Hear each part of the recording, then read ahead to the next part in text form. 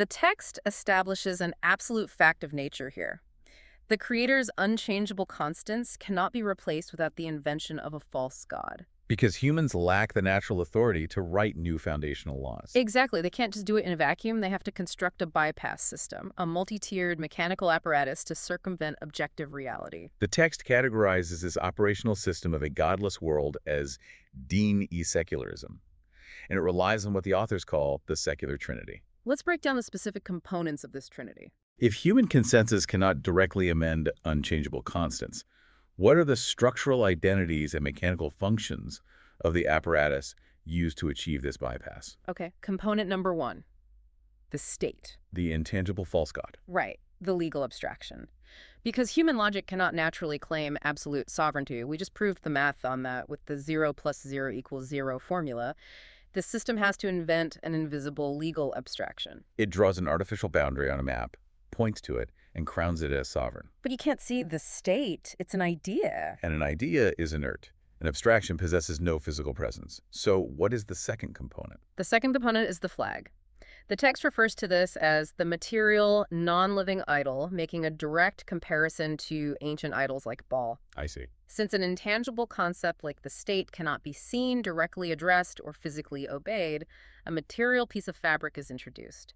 It provides a tangible physical object for individuals to honor, express allegiance to, and sacrifice for. But an abstraction and a material piece of fabric are both fundamentally silent. They possess no capacity for communication, legislation, or enforcement. Yeah, there you go. What is the active mechanism that translates this idolatry into actual law? The third component is Tugrit. The text structurally defines this as the mouthpiece. The mouthpiece for the silent idol. Exactly. Since the fabric of the flag is totally silent and the state is just an invisible abstraction, you need an active proxy. Secular politicians, parliaments, pundits, and academic institutions act as the physical voice. They serve as the legislative mouthpiece. Right, passing man-made laws while projecting the illusion that they are speaking on behalf of the sovereign state.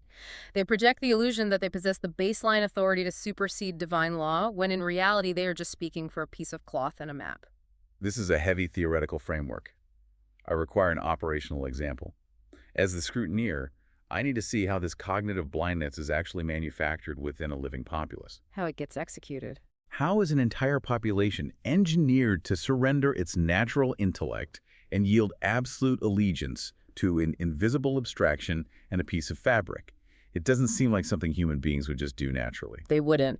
And the text provides a remarkably visceral psychological blueprint for this, which it terms the stray dog paradigm. The stray dog paradigm. It's a brilliant way to illustrate the manufacturing of sanctity out of thin air. Imagine a stray dog dies on the side of the road. Someone comes along, places a stick in the ground next to it, and drapes a piece of rag over the stick. Okay.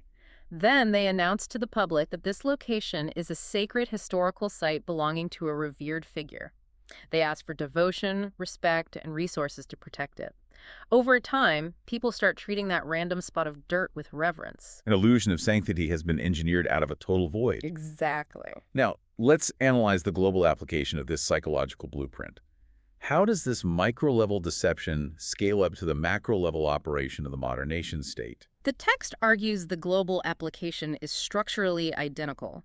It asserts that what it terms the predator elite utilize this exact blueprint. The predator elite. Yes, they take an artificial geographic division of the Earth, just an arbitrary border drawn on a map.